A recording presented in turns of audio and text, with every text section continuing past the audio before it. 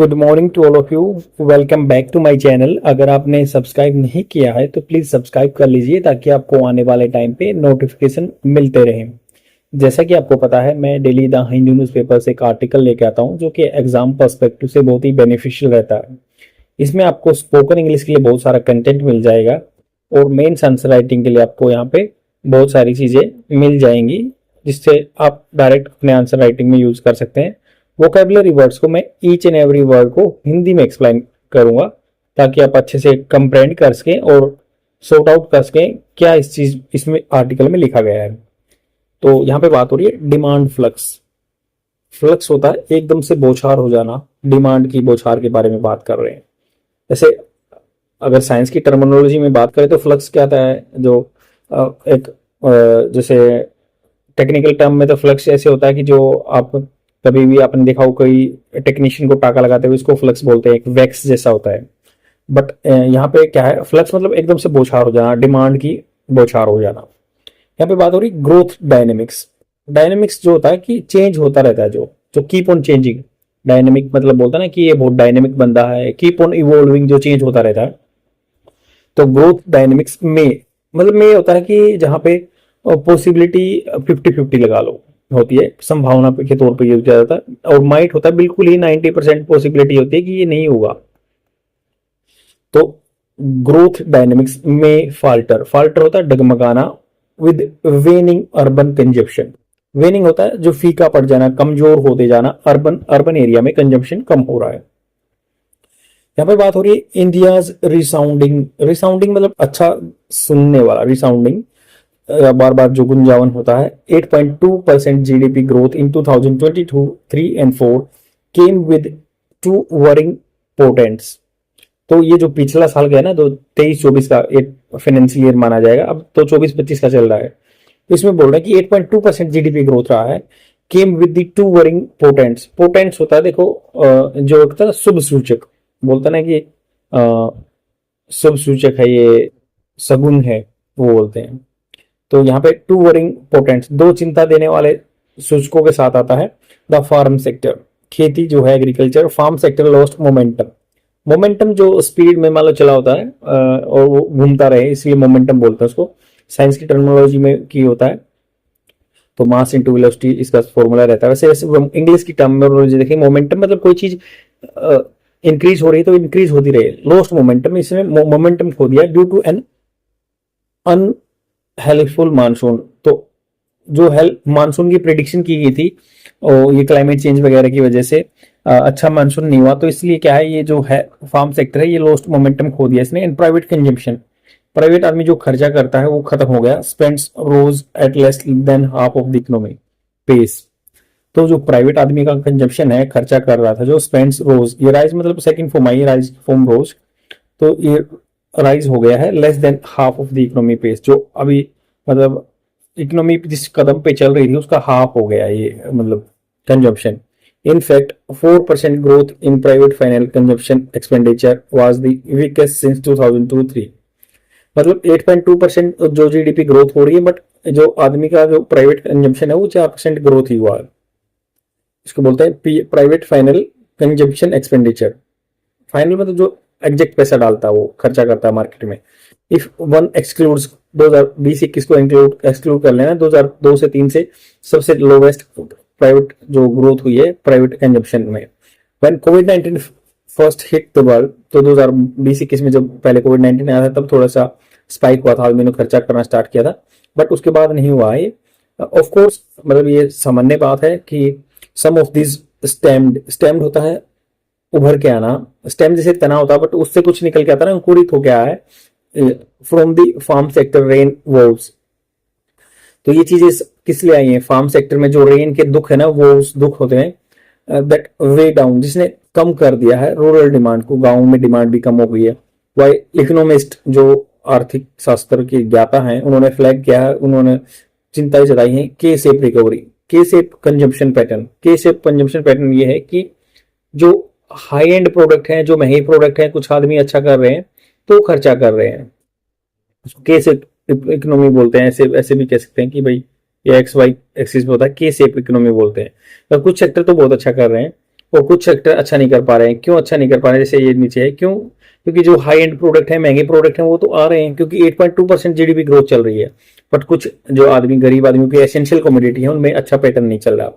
की shift consumption pattern of high end goods, जो high end goods हैं, अच्छे से मतलब महंगे गुड्स हैं, and services seeing greater off take.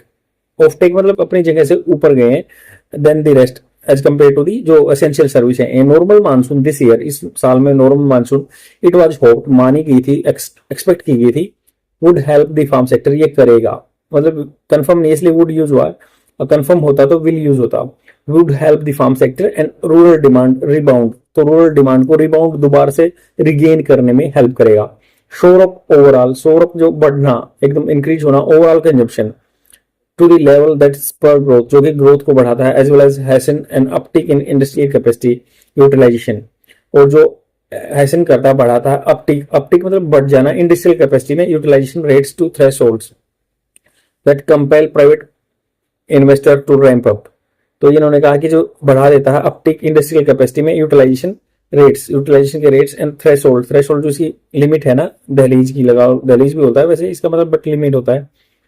अब ये कह रहे हैं कि भाई जो सोप हो जाएगा consumption level at spur growth, जो स्पर मतलब बढ़ जाना, एकदम से बूम आ जाना, एज वेल हेशन कर देगा अपटिक, अपटिक मतलब जैसे ये uptick in the industrial capacity, industrial capacity में, एंड यूटिलाइजेशन रेट्स थ्रेशोल्ड, जो यूटिलाइजेशन का जो करने का रेट है, threshold that compel private investor to ramp up, ramp up होता है, रैंप अप जैसे बोलते हैं ना कि एकदम ढलान पे चढ़ जाना, इंक्रीज होने में हेल्प करेगा।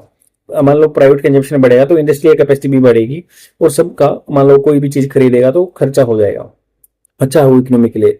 दिस मच वेटेड, मतलब बहुत टाइम से वेट हो रहा है, outcome result is vital for the virtuous cycle.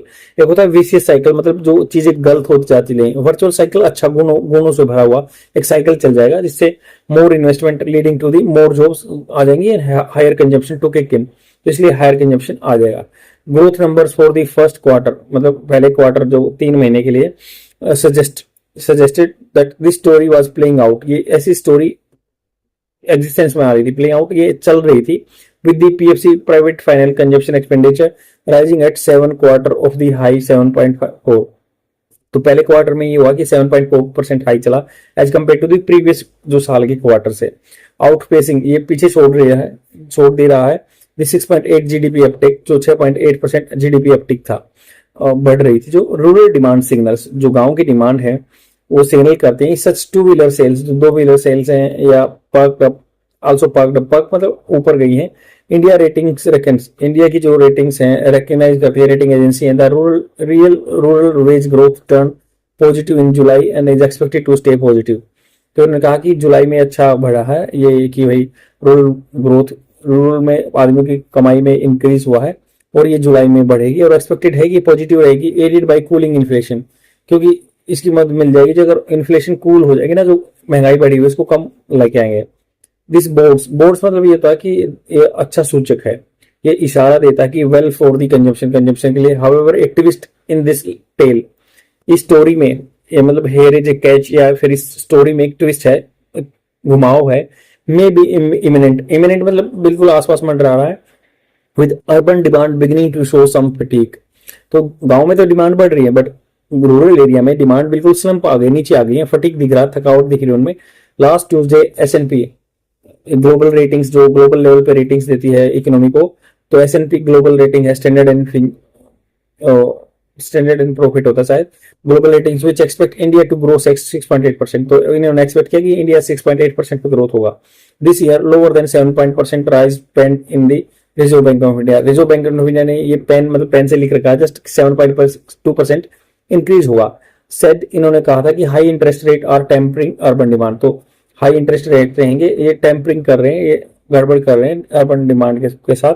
RBI consumer confidence, RBI का जो कंज्यूमर कॉन्फिडेंस सर्वे आया था for July shows a turn in the tide. तो मतलब टाइड मतलब जैसे होता ना कि एकदम इंक्रीज हो रहा था, उसमें टर्न आ गया, बदलाव आ गया। With current and future confidence level, current level या फ्यूचर के आदमी के कॉन्फिडेंस लेवल में, आत्मविश्वास लेवल में ऑफ अर्बन बायर्स ड्रॉपिंग, जो अरबिया में बायर हैं खरीदने वाले, उनके कॉन्फिडेंस में डाउन आया है। The finance ministry has taken note to, finance ministry ने इस चीज को नोट कर लिया है, रिमार्क कर लिया है।